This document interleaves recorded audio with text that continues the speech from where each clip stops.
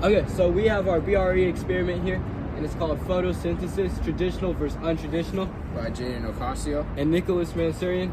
For our driving question, we will be answering how will traditional growth factors in a bean plant compare to untraditional growth factors in another bean plant.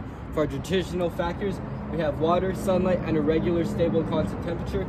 And for our untraditional factors, we have carbonated water, orange juice, coffee, a heat lamp, artificial light, darkness, and a refrigerated environment, so that'll provide a colder setting for us. For our abstract, we said, did you know that without plants and the sun, you would die? Photosynthesis is crucial to our lives because it is a fundamental and it forms the basis of all life, providing the primary food source for almost all organisms. We address the problem that plants suffer and lack photosynthesis if they lack the appropriate amounts of traditional factors, as we stated earlier.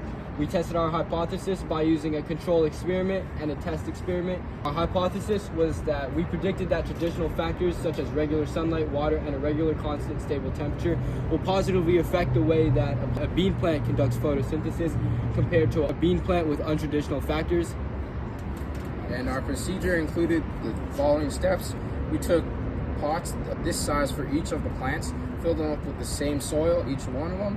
Then we put 2 bean seeds in each of them. Then we watered them with 20 milliliters of water, just water for all of them, just until they got a little bit of sprout, so we can measure them more easily and consistently. Because if we didn't do that, some liquids like orange juice and coffee, they might not make the plant grow. Therefore, we can't get like a good estimate of how good they would grow. So the control, so we kind of did 2 experiments in one with the different liquids and then the different temperatures and light intensities. The control group for the different liquids would be the water, and for the different light intensities and heat, the control group would be the sunlight. And as you can see in some of these graphs that we took, well, first of all, this is our data table that displays the numbers of the different liquids. And this is our visual data table, so this is going to be our line graph, which basically describes all the information here in a visual representative for you here. As you can see, some of these plants, like heat and darkness, we don't have it here, but heat and darkness were doing pretty good in the beginning, but then towards the middle of the experiment, they started to crash. Darkness and artificial light, more than most, they just crashed all like right away. As you can see with these two, heat, there was a like a really arid, dry, desert-like plant because of the heat. But in the cold, it did grow, but it's still like, it's all shriveled up, but it is still green, unlike the heat, which is very fascinating. It's a fascinating observation. And another thing we observed is in some of the plants that did really well, like our carbonated water, which does have beans and did get flowers, some beans right here. So you could see like a small little bean growing. And then another thing we observed with the carbonated water, was that some of the leaves in it and the regular water, some of the leaves in it were like double. They were like, they were like identical twins, where they would just sprout 2 leaves in like 1 leaf like this. My guess would be that it's because of the extra carbonation in the water that caused this phenomenon to occur. And then in these pictures, you can see the different plants lined up, and then you can see the liquid that they're watered by, since it's kind of faded, since it's in the sun most of the time. This is the water, the coffee, and then up here you can see more of the pictures that we took of the different ones. Okay, so for the rest of our pictures, they have some pictures of us. So this is going to be the beginning of our experiment. This is about the midway point. Sorry if you can't really see the dates on there. We had black and white because our printer ran out of ink. So this is going to be our beginning photo. This is going to be our middle photo. And here's our final product, and that's going to be with the sparkling water. Here we have 2 pictures of us with our trifolds after we completed it, and that's like with our data and such. So should I go analysis? Yeah. Right. For our analysis, after our experiment has concluded, we compared our experiments. We looked at differences and the similarities between the plants. We analyzed the difference between the plants that had traditional factors. Once again, those are going to be water, sunlight, and a regular stable temperature. And the untraditional factors, which were carbonated water, orange juice, coffee, heat lamp, artificial sunlight, darkness, and a cold environment.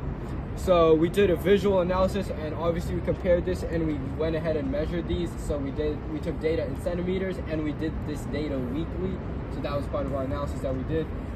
So once we visually checked this, we physically felt them, and we noticed that all of these plants had a smooth texture. None of them appeared to be very rough. And besides the heat, which obviously is a little bit different because it's very wilted and dry and arid. So for our conclusion, our analysis proved to show that plants that were given traditional factors conducted healthier photosynthesis than the plants that were given untraditional factors.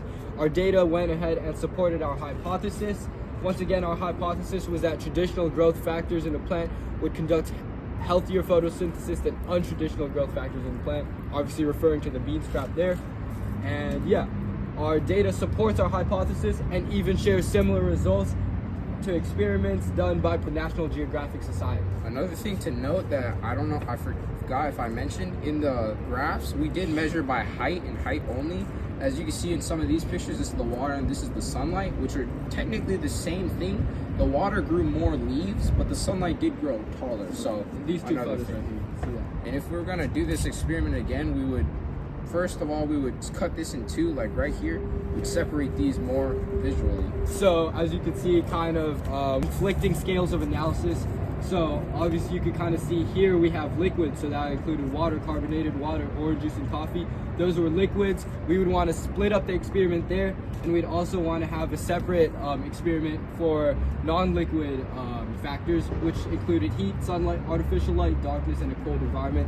So since you can see that those are kind of two conflicting and they don't really have the same scale of analysis, we'd want to create two separate groups and analyze it there. We would also want to have 3 control groups. So for example, for our water, instead of just taking data based off of one plant, we would want to next time have 3 plants, so that way we could take an average and compare it, and that way we'll have a more reliable source for our experiment.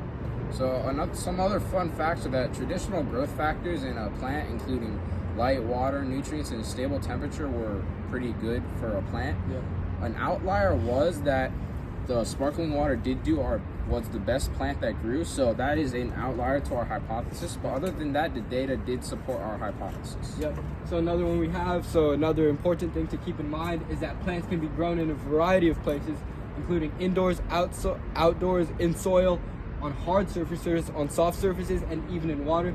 The specific location and conditions will depend on the plant species and its native habitat. Another important thing to keep in mind is that temperature affects plant processes like photosynthesis, transpiration, and respiration, which can all influence growth rates as seen here. So another way we tested that was with temperature. We did cold and hot, artificial and not, and regular sunlight. And that's it. So that's about it. Hey now!